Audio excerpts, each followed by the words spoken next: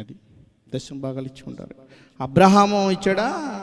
Abraham దగ్గర తీసుకున్నారా? Correct.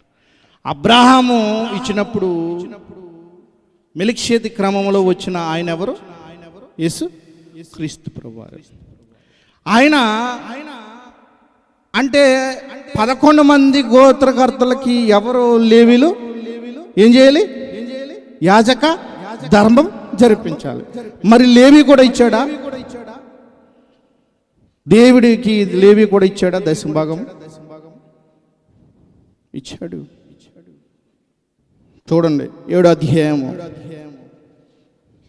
హెబ్రీయులకు రాసిన పత్రిక 7వ అధ్యాయము 6వ వచనం కానీ చదవండి.